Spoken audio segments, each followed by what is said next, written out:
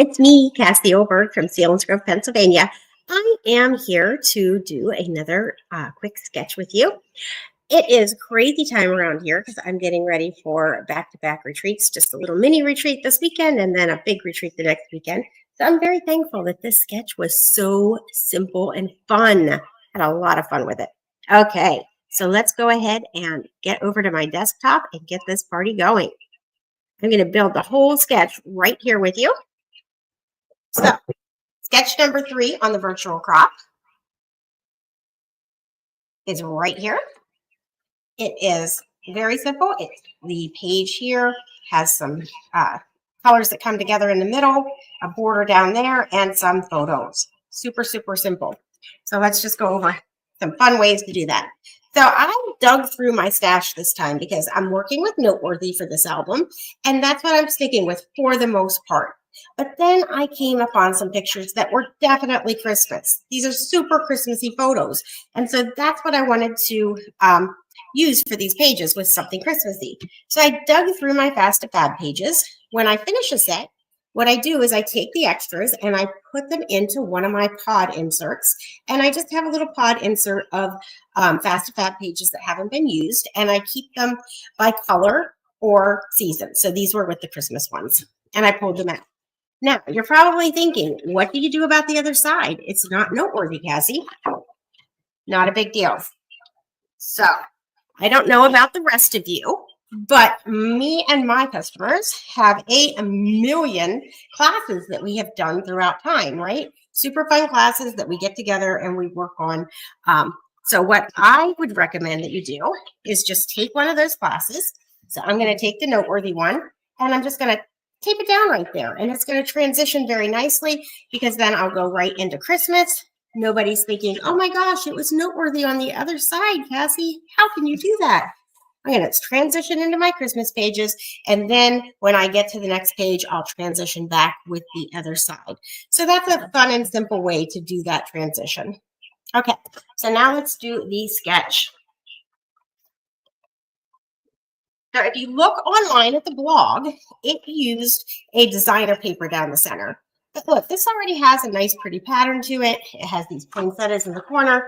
So I'm just going to come over to my reds and find myself a sheet of red that is nice with the poinsettias. So I purposely moved this one on top, knowing that I would be with all of you. Now let's look at, where did that sketch go, guys? You saw me, I just had it, right? I'm going to show you.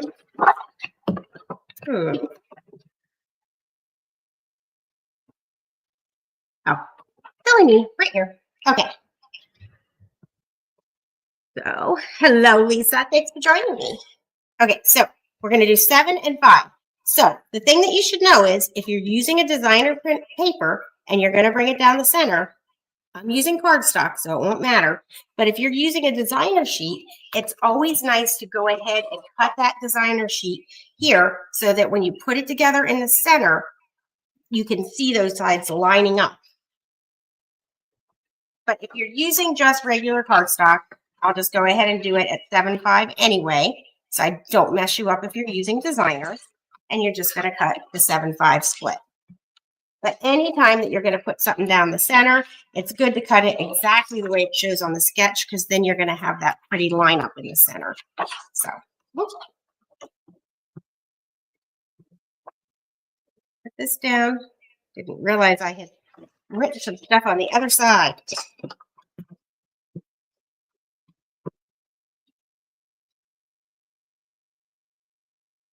Okay. And there we go. And then next up, I want to put my border down the center here. So I'm going to use these stacked gifts. They're going to look super cute with this. I could also use the poinsettia border maker cartridge, would look really cute here. I just am going to go with the stacked gifts because that's what I was in the mood to do. We have lots of really cute and fun Christmassy things. So I just went to my green scraps folder. I keep all my greens in a simple sleeve, quick and easy to go. And now I can make myself 2 stacked borders. It really feels good whenever you can use up supplies. So that's why I always try to show you guys a couple pages here and there where I'm going through and I'm using up some old stuff. We all have it. And then when you keep those cardstock colors organized into simple sleeves and have just a pot of those all ready to go, then you'll actually use them. So, keep them in one spot, keep them organized, and then you'll be able to use up those scraps too. So let me get this out of the way. Now we're going to need our repositionable tape right down here. I didn't bring my silicone mat over with me. I always forget to do that. But whenever I forget it, I try to do it right down the spot I'm going to be taping. And then I think I'm going to put this here so that it shows all red through. If I would move it over a little bit, then it would show part white and part gifts through.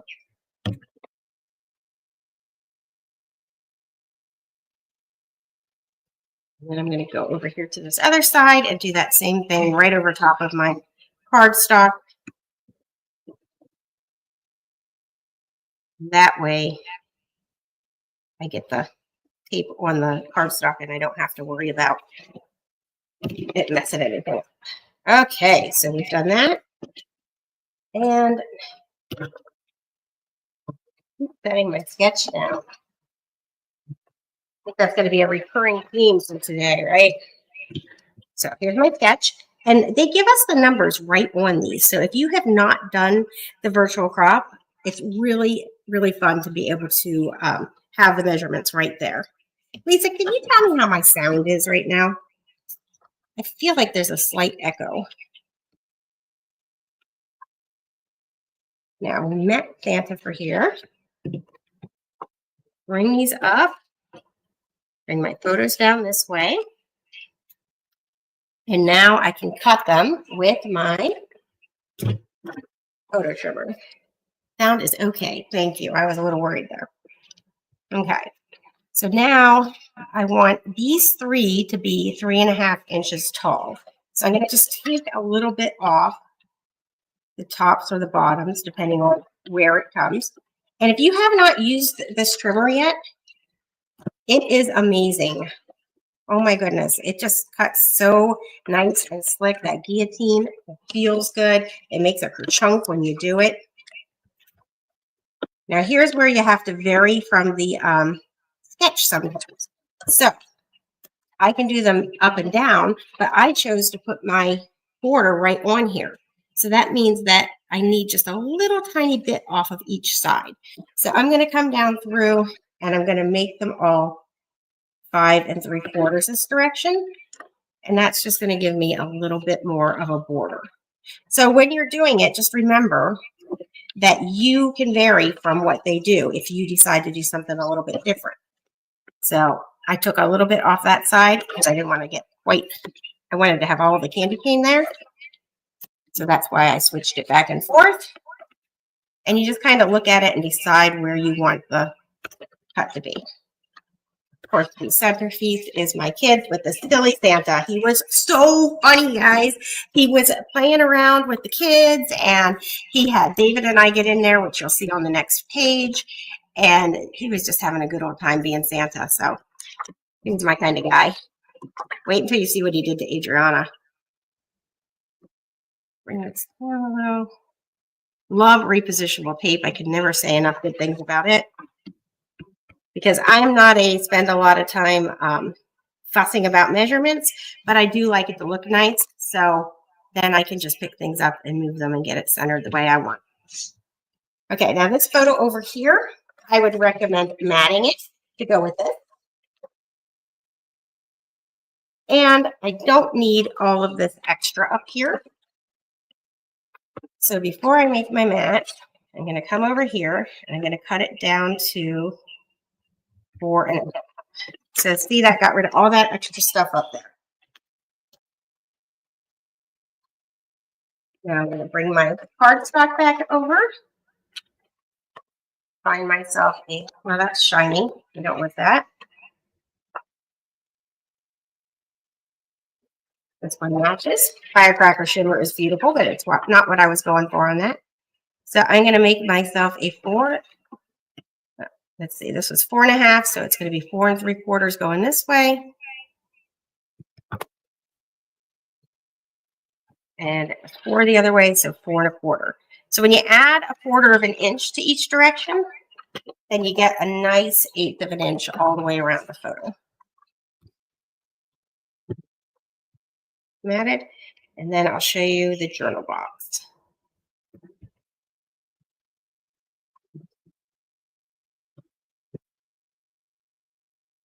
Okay. So when I have a spot and I want to do some journaling, I'll often measure how much room I have. So this is 3.5 by 5. So I'm going to start off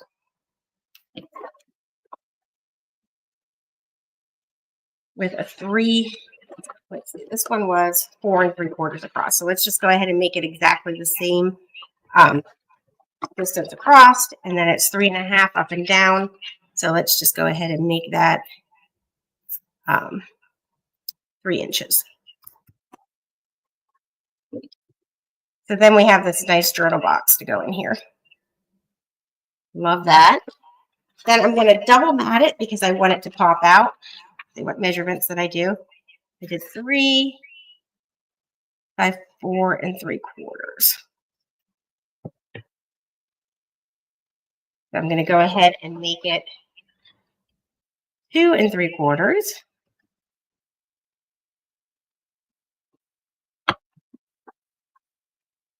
4 3/4, so 4.5. Yeah, this is where you can pour a little bit of math into your layout.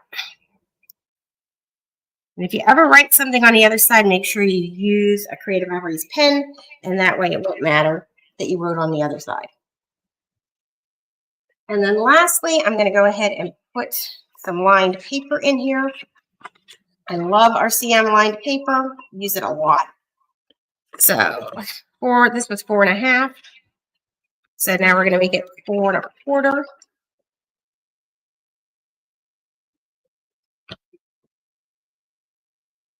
And this was, keep forgetting my measurements in my head, 3. So then 2 3/4, 2.5. And that's a great thing. You don't have to remember with these clear rollers. You can just go back and switch it up.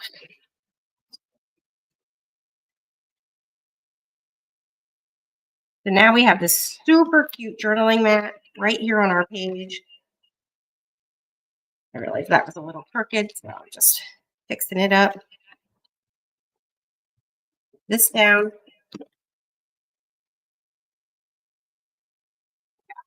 Okay. So we added that and now we can come over here. Look at this, guys. I did not lose my sketch. So now I would like to add 2 photos here and then 2 photos here. So I'm going to trim these down to 5.5. Santa snuck up on her. I may actually take them down to 5 1/4. It says 5.5 on the sketch, but that's not what I feel like doing. So 5 1/4. Do you see what I just did where I grabbed it by the blade? Don't do that. It's sharp. Not a smart move. Okay, and then I'm going to trim a little off the sides too. Just a little bit, 1/4 of an inch. You just choose the side where there is some extra stuff. Like I don't really need my son's hands there. So cut those off. And now I can add these pictures. And do you see how quickly and easily it goes together using the Fast2Fab? It just makes me so happy. And then over here, I am going to mat these photos again. Get them down to the size I want. Put them down to 3.5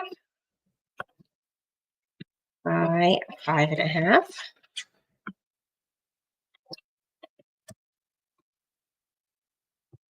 Look, I was just having a blast with the stand. He was pulling my ears, so I was having fun with him.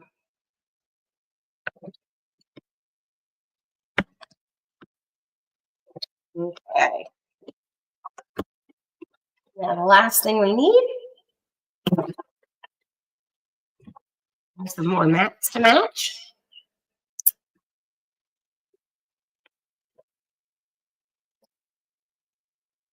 So we want 5 3/4. Remember, you bring your arm up, move this out of the way so you have a nice stable spot to put it. You pull your little foot out on the table, and now you have a nice steady spot to cut. And these were 5.5, so we're going to cut. I'll do 5 3/4 this way first. And then they were 3.5 the other way. So we're going to do 3 1/4. Wait, no, we need it bigger. Silly me. 3 3/4. Some days, Cassie, some days.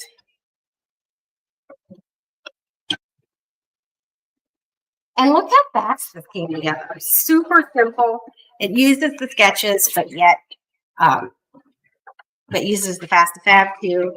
Looks really cute. Used up old supplies, so I love it whenever I can dig through my stash and make that happen. So I'm using the new that I'm in love with, and I know I have enough of it, but I'm going back and I'm adding in some other stuff as I go. Let's see. I'll put one down first.